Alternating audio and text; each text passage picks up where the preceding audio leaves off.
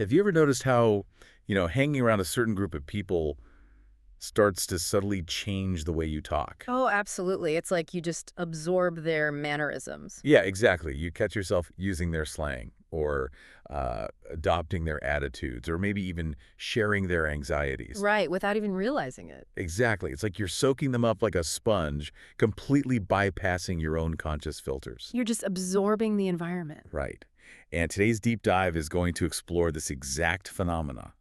But we aren't looking at modern psychology. No, we're looking at something much, much older, Yeah, we're diving into a 2,000-year-old folklore collection called the Jataka Tales. which is just a fascinating source. It really is. We have a very specific mission today. We're pulling a single narrative from our stack of sources about a massive state elephant. An elephant named Damselface, actually. Yes, and through Damselface, we're going to uncover a pretty profound lesson about the hidden power of the information we passively consume. So settle in for a fantastic narrative and make sure to stay hooked for the next story in our upcoming deep dives, too.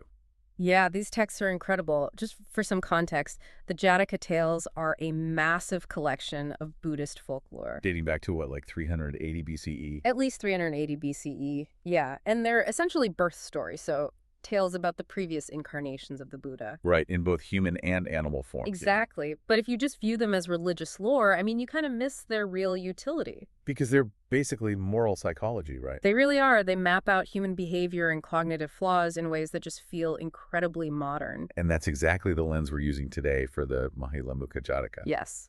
But the structure of this source material is unique. It doesn't just start with once upon a time. No, the Jataka Tales follow a very specific formula. They always begin with a story of the present. A story of the present. Yeah. Okay. Right. It's a real-time inciting incident happening in the Buddha's actual life. Like a trigger. Exactly. He observes a flaw in someone, and that prompts him to tell a story of the past to explain the root of that behavior. Okay, so let's set the stage with that story of the present. We are in the ancient city of Rajagaha, Right. and we've got these two friends whose lives have kind of diverged. One has taken vows under the Buddha, Living a very disciplined, austere life. yeah, at the Bamboo Grove Monastery. Yeah. But the other friend follows a guy named Devadatta. And from what I read, Devadatta is, well, he's a massive red flag. Oh, he's the archetypal bad guy in this literature. The texts literally describe him as the foe of the Buddhas. Wow. Yeah, he's a man who uses unrighteousness to get gain and honor. He's driven by ego and material comfort. Completely opposite to the Buddha's teachings. Exactly. He represents a fundamentally corrupt value system. But these two friends still hang out. They visit each other. And this is where the trouble starts. Right, because the friend who follows Devadatta starts trying to lure the Buddha's disciple away. And the strategy he uses is so interesting. He doesn't use theology. He targets the food. It's always the mundane details. Ideological debates put our guard up, but sensory comforts, they just slip right past. Yeah. The friend basically mocks the disciple's lifestyle. He's like, you're sweating every day, begging for alms, while Devadatta sits quietly at Gayasisa, eating lavishly. And the text is incredibly specific about the menu here. It really is. It mentions rice gruel with a relish, 18 kinds of solid victual, and excellent soft food with the choicest flavorings. 18 kinds of solid victual. That sounds like a Michelin star tasting menu, not a monastery. Right, that contrast is totally deliberate. It's an overwhelming sensory temptation designed to make the austere life feel foolish. It's so relatable. It's like, okay, imagine you work at a scrappy startup. Okay, yeah. You're eating instant ramen, working crazy hours, and then you visit a friend at a rival tech company. And they have a gourmet cafeteria. Exactly. Sushi bar, kombucha on tap. You start telling yourself, well, I'm fiercely loyal to my startup, but maybe I'll just sneak over here for lunch. Right, I'm just going for the perks. I'm not compromising my loyalty. But that rationalization is exactly what happens here. The disciple separates the physical act of eating from the toxic environment he's entering. So he just sneaks off to gorge himself. Yes, he can't resist. He goes to Gayasisa to eat, and then hurries back to the bamboo grove to keep up appearances. But he gets caught. Of course. You can't hide that in a tight-knit community. So they drag him before the Hall of Truth. Yeah. And when confronted by the Buddha, does this guy just confess? Or does he try to weasel his way out of it? He totally quibbles. He tries to morally launder the whole thing. Oh, how so? He claims, Devadatta didn't give me the food, others did. Oh, come on. Technically, his followers handed me the plate. Exactly. He's desperate to sever the connection between the food and the corrupt culture. But the Buddha doesn't buy it. Not at all. The Buddha cuts right through that. He points out the disciple's core character flaw. He is incredibly prone to being led away by whoever he meets. He just absorbs whatever room he's in. Right. The issue isn't the 18 victuals, it's that this monk is highly malleable. He has no internal anchor. And to really drive that point home, the Buddha shifts to the story of the past. Yes, to show how dangerous that lack of an anchor is. Right. So we travel back in time to the reign of King Brahmadatta in Benares. And this is where we meet the king's magnificent state elephant. Mashalamukha, or as it translates, Damselface. Which is such a specific name for a lethal state asset. Right. Naming a massive war elephant Damselface gives you a pretty clear idea of his personality. It perfectly establishes his baseline nature. The text emphasizes that he is virtuous, good, and never hurts anyone. A total gentle giant. Exactly. A creature of immense power that is entirely docile. But then there's an environmental shift, and it's an accident. Yeah, it's not like the king decided to train him for war. Right. A gang of burglars just decides that the area outside the elephant stall is the perfect spot for their midnight meetings. And they are not quiet about it. No. They're having these loud, detailed conversations. You were telling me the text actually details what they say. It does. They discuss how to tunnel into houses and break through walls. Okay, practical burglar stuff. Right. But, crucially, they discuss their philosophy. They declare that a burglar shouldn't stick at murder. Wow. They say you have to get rid of all goodness and virtue and become pitiless, cruel, and violent. Wait, so the elephant just overhears this and thinks, ah, a tutorial specifically for me. Yes. That's hilarious and terrifying. It's like falling asleep to a true crime podcast and waking up thinking you're a criminal mastermind. That is exactly what happens. The elephant thinks he is being instructed to turn pitiless. Because he's not part of the conversation, his defenses are down. That's the cognitive science angle here. When someone argues with us, we put our guard up, we resist. But when we passively overhear something, our brain's critical filtering system is powered down. It's implicit learning. So he just accepts it as normal? Yes. He undergoes a kind of passive brainwashing.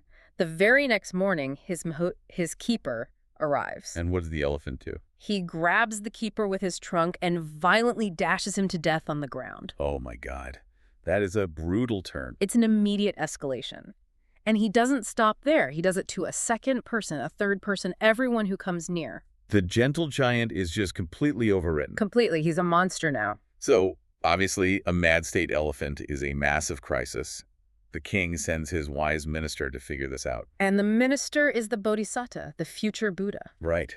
And his approach is so interesting, it's almost clinical. He's very methodical. He doesn't panic. He goes to the stall and first rules out physical causes. Checking for an injury or something. Yeah, a disease, a thorn in his foot, anything physical that might cause aggression. So he checks the hardware before he assumes there's a problem with the software. That's a perfect way to put it. And finding no physical illness, he deduces it must be environmental. Something he heard. Exactly. So he questions the guards and uncovers these nighttime meetings of the burglars. He realizes the elephant absorbed the background noise. Yes. Now, this is my favorite part of the story, because in the ancient world, you'd think they would just execute the elephant or chain him up and beat him. Right. Active punishment. But the minister prescribes a passive cure. He doesn't punish him. Why is that? Well, think about it. If you chain him up and beat him, what are you proving? I guess you're just validating his new worldview. You're confirming that the world really is pitiless and cruel. Exactly. You can't beat the violence out of him when violence is what he's absorbing. Wow, that perfectly aligns with neuroplasticity. It really does. The minister knows you can't delete a neural pathway by attacking it. You have to override it with a competing pathway. So positive environmental conditioning. Right. So the minister gives this amazing order. He tells the king to send good men, sages, and Brahmins to sit in that exact same spot at night. He just changes the audio track. He literally replaces the inputs, and they sit there and talk of goodness. What exactly do they say? The text says they repeat, neither maltreat nor kill. The good should be long-suffering, loving, and merciful. And Damselface, being this porous creature, just processes this new dialogue. He assumes this is the new lesson. And he reverts back. Almost immediately. He resolves to be good, and he is completely cured. That is wild. The cure is just as fast as the corruption. It just shows that behavior is often an echo of our environment. So bringing it back to the frame story, the Buddha reveals who everyone was in that past life. Right, the identifications, the easily led monk who snuck out for the food. He was Damselface, the elephant. Exactly. Ananda was the king, and the Buddha himself was the wise minister. Okay, so that closes the loop. But for you, the listener, why should you care about a fable from 380 BCE about an easily swayed elephant? Because it's an incredibly accurate commentary on our modern information diet. Yeah, the background noise of our lives. Think about all the podcasts playing, the social media feeds, the casual gossip at work. We are swimming in peripheral information. But I do want to push back just a little bit, because we aren't literally elephants in a stall, Yeah. right? We have agency. Sure. Like, I can listen to a true crime podcast without becoming a burglar. I can disagree with what I hear. We definitely have agency. But the story is a warning about our blind spots regarding how we use that agency. How so? Look at the monk in the frame story. He used his agency to walk over to the rival camp, but his failure was self-awareness. He thought he was just going for the 18 kinds of solid victual. He thought he was just getting a good meal. He thought physical consumption and psychological consumption were separate. Yes. He didn't realize that by putting his body in that space, he was leaving his mind vulnerable to a toxic influence. Oh, wow. We do that constantly. We really do. We say, I'm just hanging out with these cynical friends because they know the best restaurants. Or I'm just scrolling this outrage app for the funny memes. We think we're just getting the perks. Right. We think because we aren't actively arguing for the negativity, it isn't affecting us. But our minds are porous. Our peripheral processing is still absorbing that hostility. Exactly. If you sit in the stall with the burglars long enough, their baseline becomes your baseline. It's erosion versus explosion. Erosion versus explosion. Yeah, we guard against massive explosions in our worldview. If someone demands you become violent, you reject it. Right, my agency kicks in. But environmental conditioning is erosion. It's the slow drip of cynical remarks, the feed that subtly shifts what you think is normal. The elephant didn't have a breakdown. He just listened until murder seemed like a logical response. The horror is in the subtlety. So knowledge of our environment really is power. We can't just passively sit in the stall. No, you have to step into the role of the wise minister for your own mind. We have to audit what we let into our heads. If we leave the door open, the burglars, the outrage algorithms, the toxic work cultures, they're going to set up camp. You have to purposefully invite the sages in, because neuroplasticity goes both ways. Right.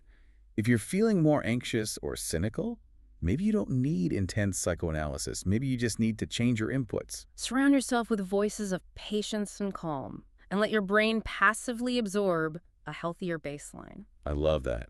So to distill all this down, your mind is incredibly absorbent. The ambient conversations, the media you consume, they shape your reality. You might think you're just showing up for the food, but you're always absorbing the culture. Yeah. A stressed mind can be returned to peace by proximity to wisdom, just as easily as it can be corrupted by cruelty. Choosing that audio track is the ultimate exercise of your agency. Exactly. So I want to leave you with a provocative thought to chew on today. Take a hard look at the burglars in your own life. What passive media or what casual, cynical remarks are you absorbing without even realizing it? It's a vital question. Is your mental stall filled with the chatter of burglars or the wisdom of sages? It's an audit we should all do. Absolutely. Well, we hope this deep dive gave you some valuable insight into the invisible forces shaping your mind. Until next time, keep a close eye on who is talking outside your stall, and definitely stay hooked for the next story in our upcoming deep dives.